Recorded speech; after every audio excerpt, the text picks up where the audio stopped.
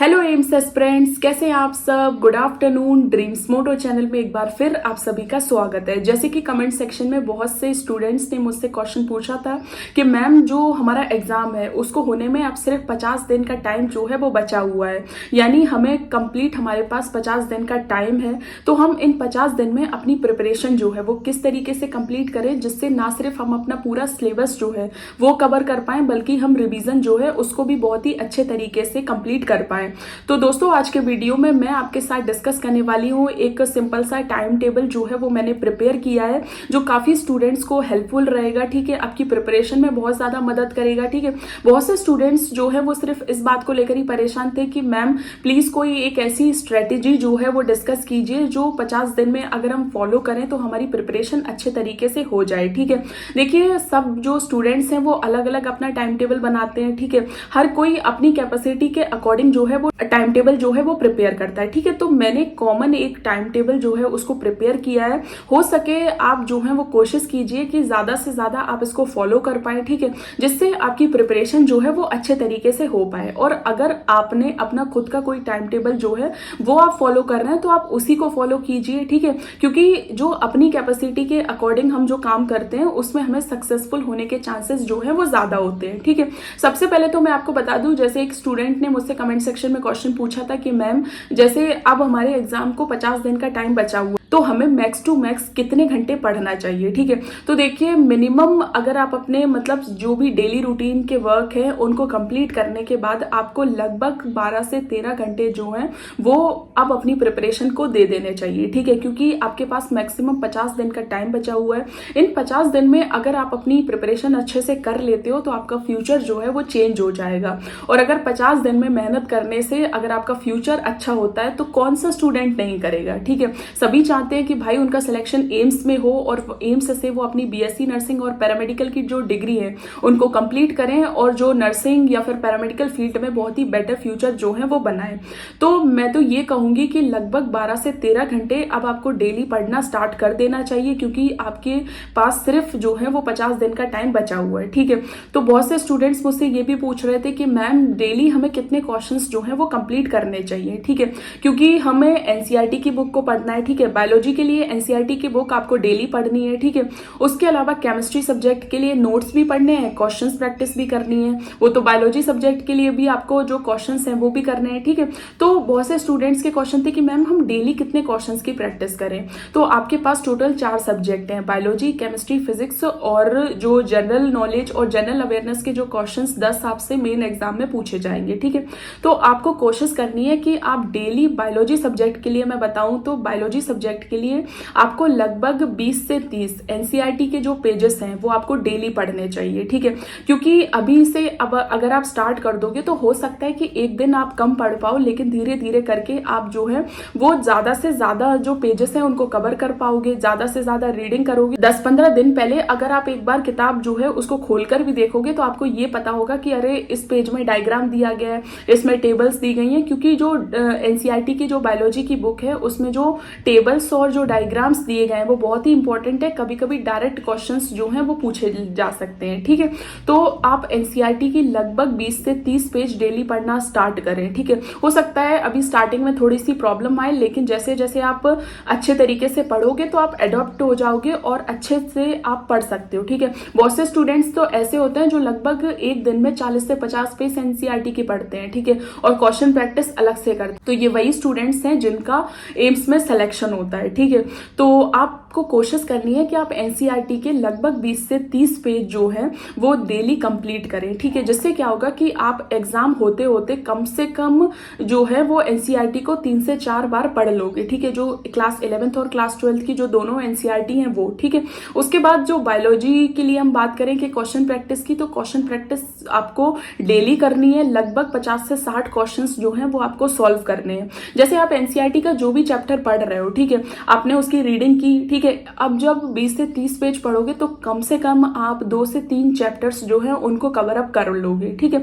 जब आपके 2 से 3 चैप्टर्स कंप्लीट हो जाएंगे तो आप जब 2 से 3 चैप्टर्स के जो क्वेश्चंस हैं उनको सॉल्व करोगे तो लगभग 50 से 60 क्वेश्चंस आप जो है उनको कंप्लीट कर लोगे, ठीक है। तो इस तरीके से क्या होगा कि डेली प्रैक्टिस में जो आपके बायोलॉजी सब्जेक्ट है वो ऐसे कर करके धीरे धीरे करके पूरा कंप्लीट हो जाएगा, ठीक है। अब हम सेकंड नंबर पर बात करेंगे केमिस्ट्री सब्जेक्ट के लिए। तो केमिस्ट्री सब्जेक्ट में जैसे आप सभी को पता है कि ऑर्गेनिक केमिस्ट्री से भी क्वेश्चन आने वाला है, फिजिकल केमिस्ट्री से भी क्वेश्चन आने वाला है और इनऑर्गेनिक से भी आने वाला है, ठीक है। तो आप क्या कीजिए कि जैसे हर चैप्टर के जो इंपॉर्टेंट पॉइंट्स हैं, ठीक है, जो आपने नोट्स बनाए हैं या फिर जो मतलब आपने नोट्स कहीं से परचेज किए हैं, ठीक है, तो उनमें जो भी इंपॉर्टेंट पॉइंट्स दिए गए हैं उनमें लगभग आप 10 से 20 पॉइंट्स पढ़िए, ठीक है।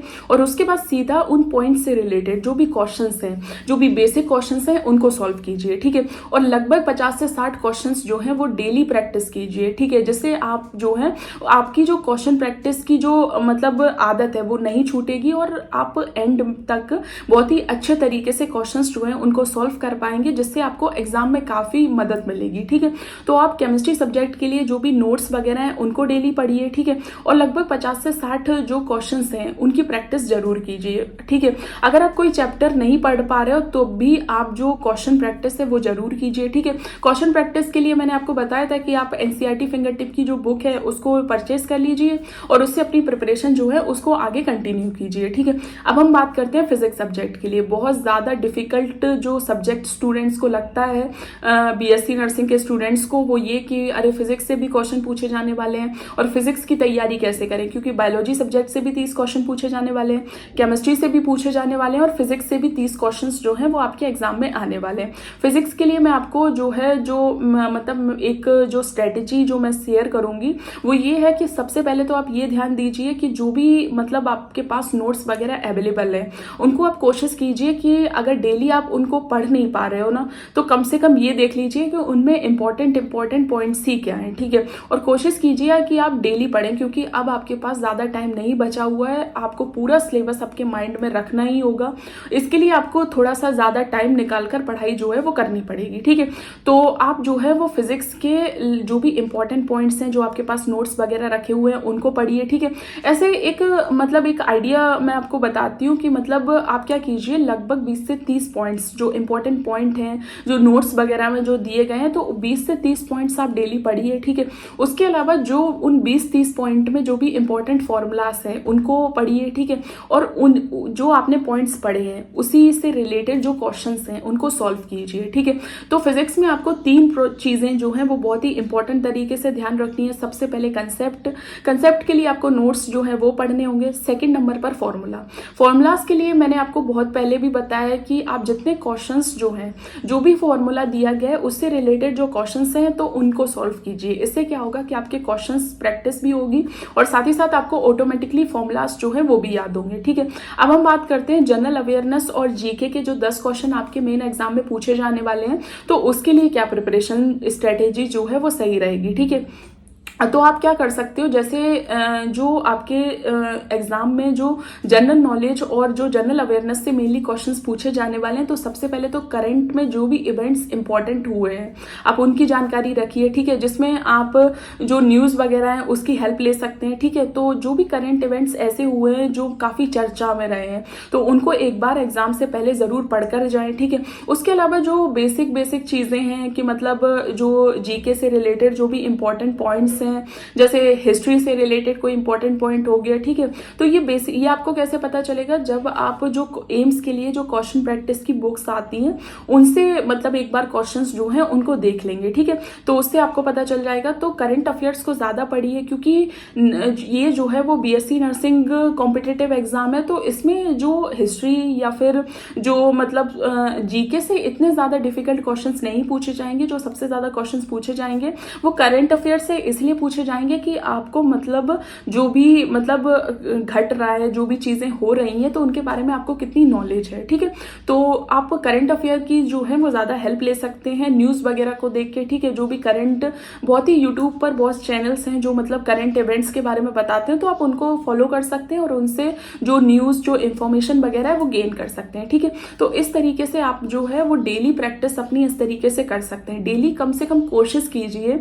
शुरू में नहीं होगा, क्योंकि बहुत से स्टूडेंट्स जब एकदम से कोई चीज़ों को अगर आप फॉलो करते हो तो एक दिन में से तो आपसे वो चीज़ होती नहीं है। ठीक है, तो आप क्या कीजिए, धीरे धीरे प्रैक्टिस कीजिए। ठीक है, आपके पास 50 दिन का टाइम है। अगर 50 दिन में आप 10 दिन थोड़ा प्रॉब्लम्स में भी रहते हैं कि भाई आज इतना मेरा टारगेट कंप्लीट नहीं हुआ, तो कल होगा, कल नहीं होगा तो परसों होगा, परसों नहीं होगा तो नरसों होगा। ठीक है, तो इस तरीके से धीरे धीरे करके आपको पता भी नहीं चलेगा कि आप अपने टारगेट को किस तरीके से कंप्लीट करने लगे।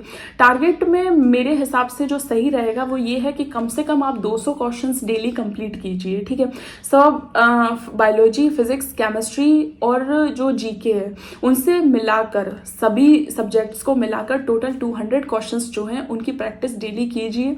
क्योंकि जितनी क्वेश्चन प्रैक्टिस करोगे आपके कंसेप्ट्स क्लियर होंगे और वही आपको मेन एग्जाम में हेल्प करेंगे क्वेश्चंस को सॉल्व करने में। ठीक है, बहुत से स्टूडेंट्स क्या करते हैं कि जो नोट्स वगैरह है वही पढ़ लेते हैं। ठीक है, और बोलते हैं कि क्वेश्चन प्रैक्टिस तो हम बाद में करेंगे, या 10-20 क्वेश्चन कर लेते हैं। ठीक है, और कुछ स्टूडेंट्स तो ऐसा करते हैं कि आज बायोलॉजी पढ़ रहे हैं तो कल केमिस्ट्री पढ़ रहे हैं, फिर परसों फिजिक्स पढ़ रहे हैं। ऐसा मत कीजिए, तीनों सब्जेक्ट से बराबर क्वेश्चंस आपको मेन एग्जाम में पूछे जाने वाले हैं। ठीक है, ऐसी बात नहीं है कि अरे बायोलॉजी से क्वेश्चन ज़्यादा आ रहे हैं तो बायोलॉजी ज़्यादा पढ़ रहे हैं, या केमिस्ट्री से ज़्यादा क्वेश्चन आ रहे हैं तो केमिस्ट्री ज़्यादा पढ़ रहे हैं, या फिजिक्स से ज़्यादा क्वेश्चन आ रहे हैं तो फिजिक्स ज़्यादा पढ़ रहे हैं। आपको बराबर तीनों सब्जेक्ट्स को पढ़ना है, क्योंकि तीनों सब्जेक्ट से 30-30-30 क्वेश्चन जो हैं वो पूछे जाने वाले हैं। ठीक है, तो ऐसा मत कीजिए कि आज सिर्फ बायोलॉजी पढ़ रहे हैं, कल केमिस्ट्री पढ़ेंगे, परसों फिजिक्स पढ़ेंगे। ऐसे क्या होगा कि जो बायोलॉजी का चैप्टर आज पढ़ा है वो कल तक भूल जाओगे और परसों तक तो बिल्कुल साफ हो जाएगा। ठीक है, और फिर केमिस्ट्री आज याद रहेगी, कल नहीं याद रहेगी। तो ऐसे मत करो, हो सकता है कि जो कंप्लीट टारगेट है आप आज नहीं कर पाओ। ठीक है, पर कम से कम 20-30 क्वेश्चन तो करने की कोशिश करो, क्योंकि आपके एग्जाम में ज़्यादा टाइम नहीं बचा हुआ है। अब थोड़ा फोकस से अपनी प्रिपरेशन स्टार्ट करें, ताकि इस साल आपका एग्जाम जो है वो क्रैक हो जाए और आप एम्स से अपनी बीएससी नर्सिंग और पैरामेडिकल की जो डिग्री है उसमें एडमिशन लेके वहां से अपनी डिग्री को कंप्लीट करने की कोशिश करें। ठीक है, तो इस तरीके से आप ये स्ट्रेटेजी फॉलो कर सकते हैं। होप सो आप सभी को ये स्ट्रेटेजी जो है वो थोड़ी हेल्पफुल लगी हो। ठीक है, और अगर प्रिपरेशन से रिलेटेड कोई भी डाउट, कोई भी कंफ्यूजन, या फिर कोई भी क्वेश्चन है, या फिर सिलेबस से रिलेटेड कोई भी कंफ्यूजन, कोई भी क्वेश्चन है, या फिर आपके एग्जाम से रिलेटेड कोई भी कंफ्यूजन, कोई भी क्वेश्चन है, तो आप कमेंट सेक्शन में क्वेश्चन पूछ सकते हो। मैं जो भी आंसर्स हैं उनको डेली आपको बता देती हूँ, कि मतलब आप जो भी क्वेश्चंस पूछते हैं मैं उनके डेली आंसर्स आपको दे देती हूँ। ठीक है, तो आप कमेंट सेक्शन में क्वेश्चन पूछ सकते हैं। और अगर फिर भी किसी और एंट्रेंस एग्जाम से रिलेटेड कोई डाउट, कोई कंफ्यूजन है, तो कमेंट सेक्शन में जरूर बताएं, आपको आपका आंसर मिलेगा। और कमेंट सेक्शन में ये जरूर बताएं कि आपको वीडियो कैसा लगा। Thank you so much for watching.